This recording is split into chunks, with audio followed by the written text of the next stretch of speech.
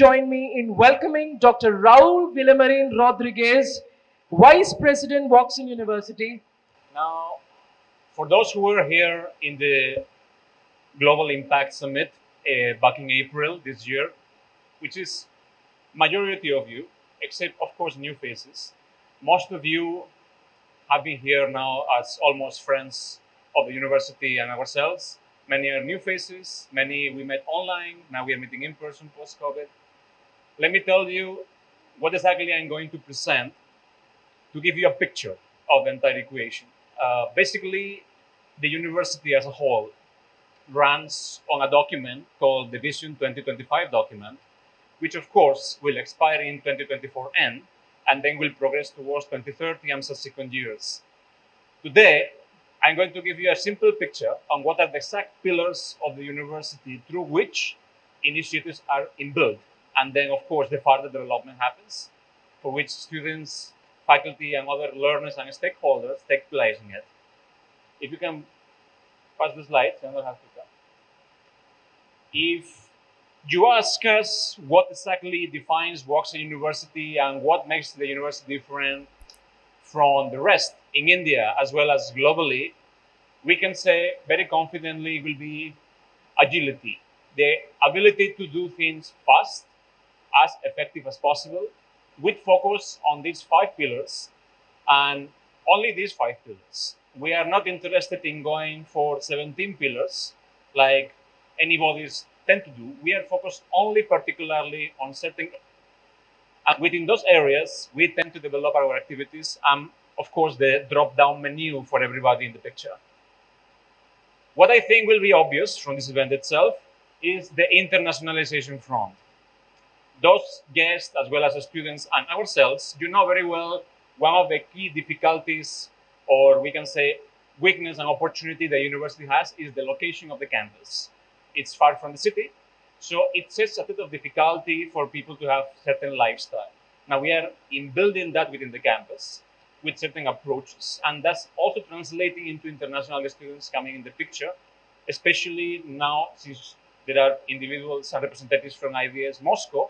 We have 3 students coming from that university from January onwards. Likewise for other schools. But our internationalization approach is primarily focused upon student and faculty mobility, as well as joint research and joint projects. This links back to corporate alignment, which you can see in the number 2, which is basically a collaboration with the industry globally. One of the representations that you may have seen in the walls are the executive fellows, basically the settlement of industry professionals, giving them certain responsibility towards the university and ownership as well. And they work with us on different projects. Some of our faculty members also get substantial corporate projects. I'm talking about 54 lakh rupees, which in dollars will be around $65,000, $70,000. And those are subsequent projects which are on a time period. Similarly, the research front, which I will cover in the later slides so you can see the progression. ERS. Well, let me tell you, I'm not sure whether the particular faculty who is driving it is here. I don't think so. I think he's in a class. We have been doing ERS activities for the longest time. One of them has been linked back to internationalization. We did a project called the Woxsen Elevate program, in which when you came by car, you may have realized there are rural areas around the campus. So we have absorbed and adopted those rural areas. And the last project, which concluded in the month of May, was done with Monmouth University in the US, in New Jersey. And we conducted a 4 months long project in which we taught the students of that rural area, almost 400 students every week. And we uplifted them and uplifted the community. But we thought that was not enough. So now we have set up Woxsen One India outreach office, physical office in the rural area, as well as demolish infrastructure and build infrastructure anew, since we have a School of Architecture and Planning, as well as design and technology. So we thought it was due that not just teaching, but also practicing was the need of the hour. So we have done that with both the rural areas, which are on both the side of the campus. So ERS is pretty active on that front. And then we have entrepreneurship. Beyond having an incubation center, which is no innovation because everybody has an incubation center, we have made sure that entrepreneurship is inbuilt within the students as well as aiming towards the faculty community. If you look at exposure of faculty who have no experience, who came directly from PhD without any industry experience or any startup experience, we developed the initiative called the Faculty Internship Program, in which like students go for internship, faculty also go for internship, and they learn from the industry real time. They of course keep their honorarium and their remuneration as usual, but they will not serve in the university during that time. They serve in the industry, and then they come back with the learnings. So far, so good. Obviously, it's a long-term process. It's not immediately you come and you obtain fantastic learnings, but it is a longitudinal process over a period of time. I'm not sure you can read this because maybe it's a bit small for the far-fetched, but nevertheless, this is the Vision 2025 document, which I was talking about. Now, in this document, you see three categories. One is general, the other is research, and the other is finally accreditations and rankings, which is basically the peer review that what we are doing is a certain value and quality process. If you see the general spectrum, we focus primarily on student competitions. We don't want students to go out of the university without having that competitive spirit. If they cannot compete in the market, they'll die. So there is no point giving them a degree or teaching them or even qualifying them, because ultimately they will not survive. So they have to make sure they learn how to compete, how to win, and most importantly, how to lose and learn from that loss. Secondly is the campus strength. It has really shot up in the last 1 year. In fact, we got more than expected, but the estimation by 2025 will be around 10,000 students full-time residential campus. That means 10,000 souls on campus, eating, living permanently. 10,000 people in a residential campus is not a small feat, especially logistically. So this is the kind of infrastructure development that we have portrayed and projected. Currently, there are 2,600 students on campus as of now. Obviously, these are with passing out batches and incoming, but as you can see, the projection is particularly in place. Similarly, with the placement packages, the employability of the students post 3 years of degree. And if you look at internationalization led by Mr. Chahat Misra as well and his office, we have done substantial number of MOUs, and it's not just for the sake of signing MOUs. Out of the total number of 107 partners which are currently there with us, around 15% are Triple Crown for the business school domain. The remaining part, nearly 70%, are extremely active with us. That means around 4 to 5 activities per annum are conducted on large scale, and the others are one-to-one sessions, because as you know, not all partners will be active. Many will be dormant, and you have to wake them up every now and then, which we do. And there is a process for that. Similarly, with corporate MOUs, which I just mentioned about executive fellows. Now, jumping to research, I'm not going to cover it now. As I said, it's a very good slide, which will come later for that.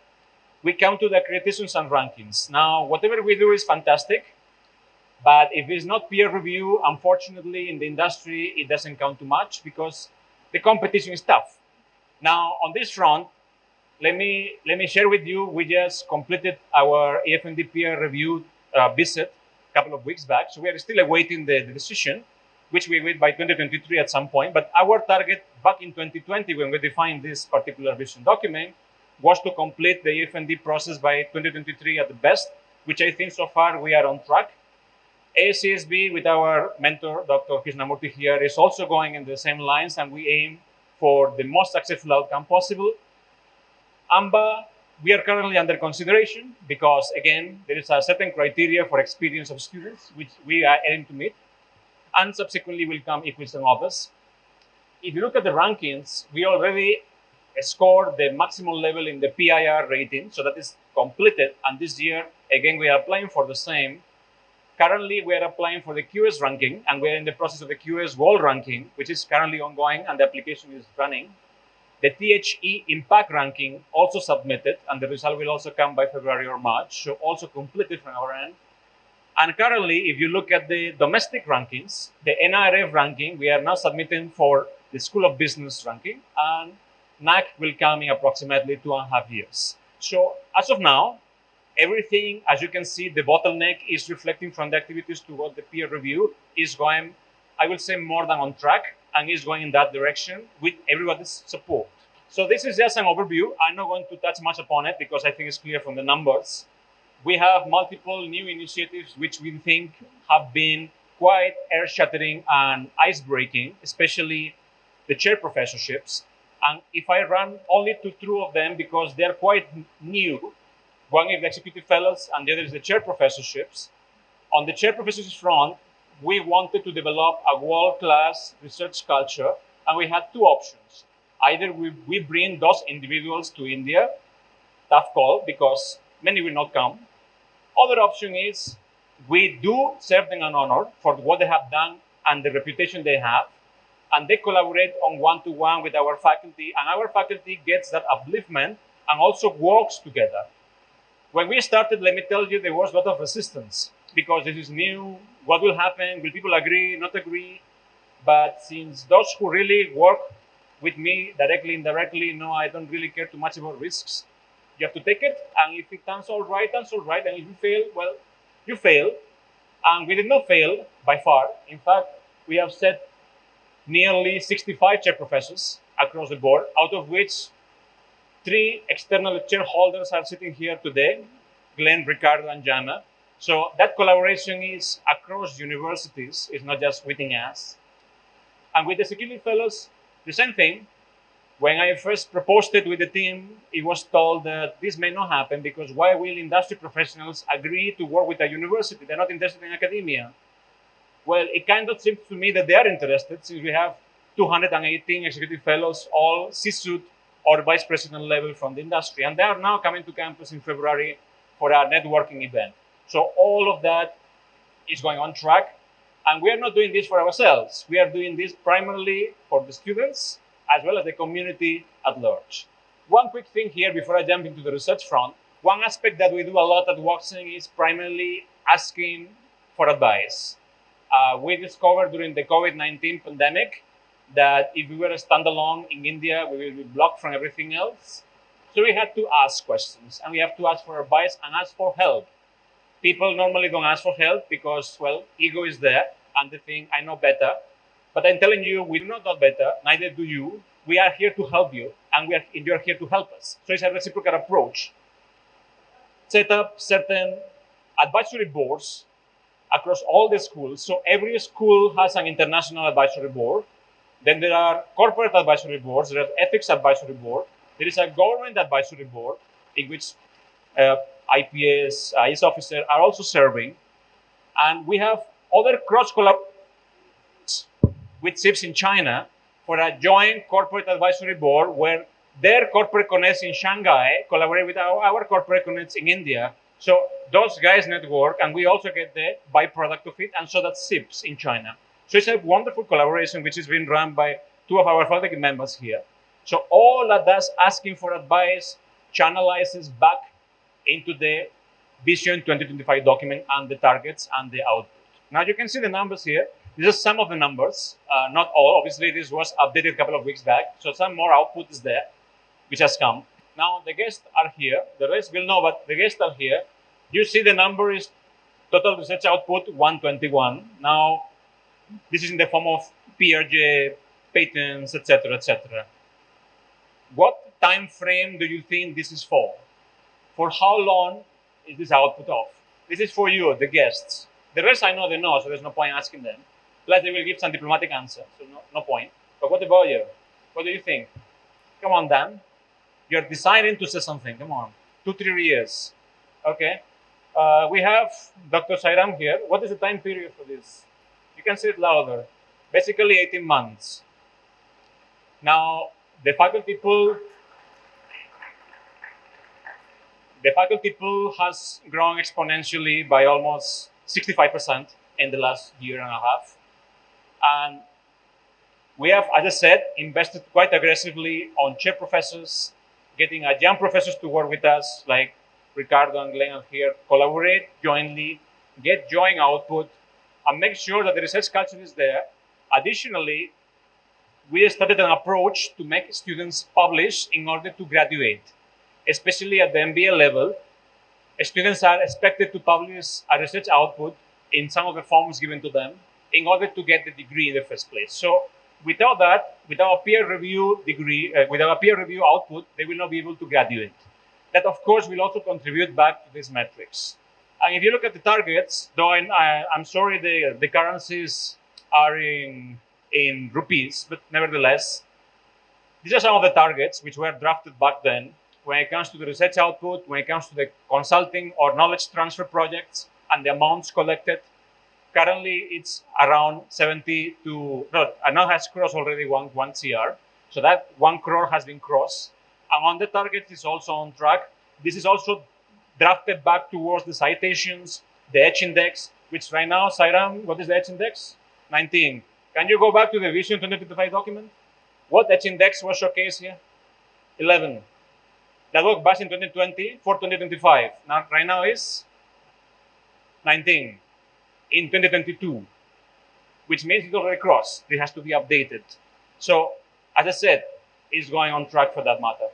And just to give you a view before I conclude, and I don't, of course, proceed any further, because this resembles an accreditation presentation, so I'm not going to continue on doing that. But just to give you metrics, you can see the pillars that we defined earlier, how it cycles back to the research output of the university for this particular year, 22-23, and how everything is channelized across the board. So everything is connected. It's all connected. Now, don't think that this is a cakewalk. It's quite tough to maneuver, quite tough to manage multiple external relations because chairs, fellows, distinguished professors, emeritus professors, adjunct professors, is tough. You have to deal with them one by one. Each of them have the requirements. Each of them have the needs.